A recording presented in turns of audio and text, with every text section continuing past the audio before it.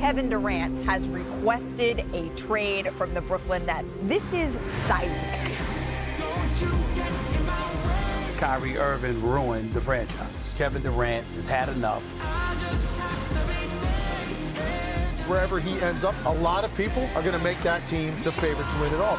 It is an opportunity for Kevin Durant to sort of reclaim the story of his career.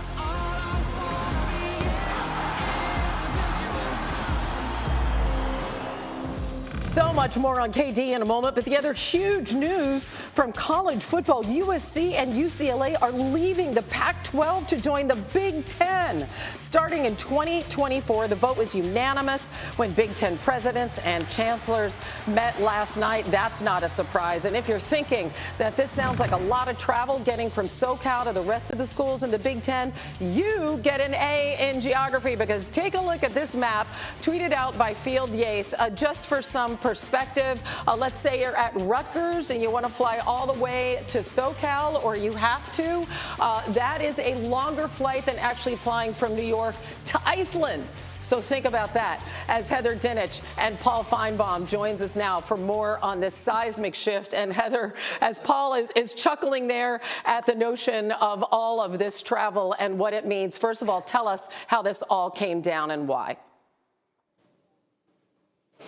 Hannah, USC and UCLA reached out to the Big Ten about this possibility, and they're not the only ones paying attention to this. Every athletic director and university president from coast to coast is watching as the Big Ten and the SEC separate themselves as the largest and wealthiest conferences in the country. The Big Ten is on the brink of what is reportedly going to be a $1 billion TV deal that could pay its schools upwards of $100 million annually per school. So for USC and UCLA, this is about following the money and best positioning not only their football programs, but their Olympic sports programs as well financially for the future. UCLA athletic director Martin Jarman texted me last night, and he said, "We cannot afford to stand still."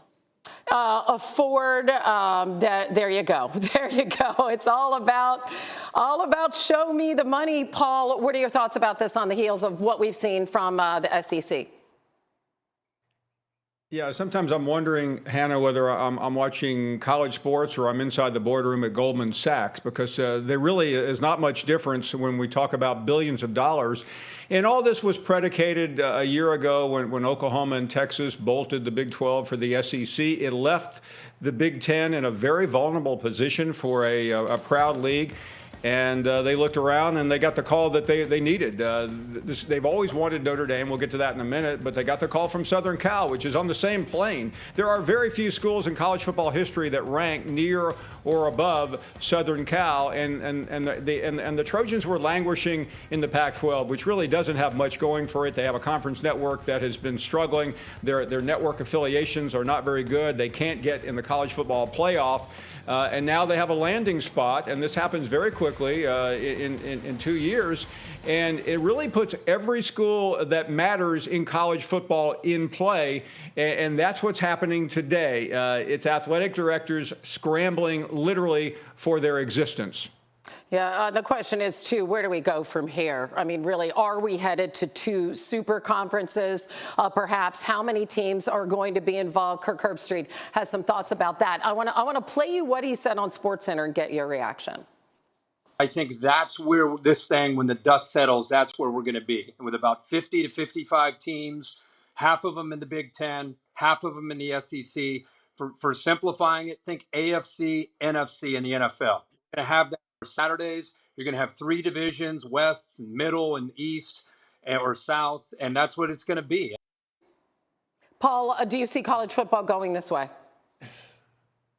Yeah, Hannah, I don't think it can go that large because it's right now it's hard for anyone outside of about 10 schools to keep up with the Alabamas and the Ohio States and the Georgias and the Clemsons of the world. So I think it's a little bit different.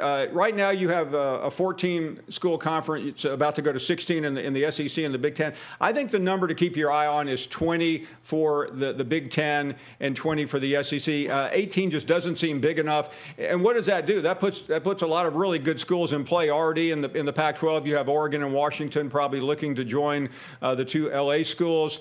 The ACC is really intriguing. You have Clemson, which is the big dog in the ACC, and I think they want out, and they probably could be joined perhaps by North Carolina, which is very valuable. And then, Hannah, there is Notre Dame. Notre Dame years ago couldn't figure out a way to deal with the Big Ten. There's some real simmering bitterness there that never vanished. They have this weird relationship, kind of half in, half out with the ACC. They play everything but the sport that matters. And I think Notre Dame is a school that's in play, and I think it comes down to the Big Ten, and yes, even the SEC could have a shot at Notre Dame. Yeah, what are the possibilities for Notre Dame, Heather?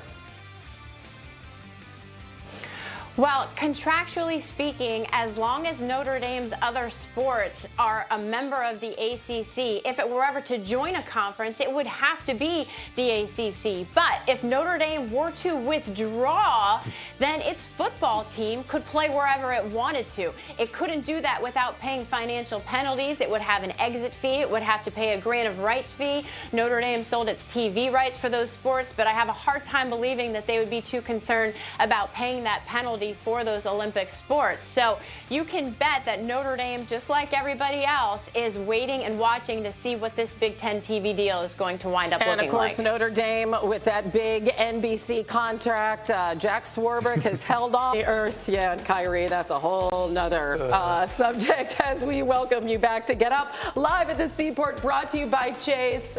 Friday of this holiday weekend. These fellas here are changing their plans as we speak. Oh my gosh, beginning with the Woj bomb of yesterday. We got Wendy here, we got Tim here, we got Nick here, all the voices you want to hear about a trade that could transform the NBA for years to come. Kevin Durant requesting a trade from the Brooklyn Nets. General Manager Sean Marks is working with KD and Rich Kleiman, his business rep, to find a trade partner. So if this is the end of KD and Kyrie, then it's fair to say that it did not go according to plan, including the playoffs. The two played a total of 58 games together across 3 seasons out of 247 scheduled games. And most importantly, of course, they won just one playoff series together. So KD coming here with a grand plan to come with Kyrie and win a championship out of the shadow of the Warriors, and it's all blowing up 18 months after the big three came together. How do we get here, Wendy? You know, I think it was the way the last season ended. The Nets organization decided that they were not going to run it back. And then you had Kyrie, when he opted into his contract, saying, we're going to run it back. And that, even though that wasn't the only thing that happened, it was the breaking point.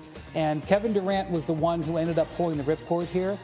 But it could have well been the Nets. The Nets might have gotten to a point where they wanted to break them up anyway. Maybe not this week, but I don't think they could stomach the concept of bringing them back. And the reason that got to that point is a multi-layered situation with multiple people involved in it.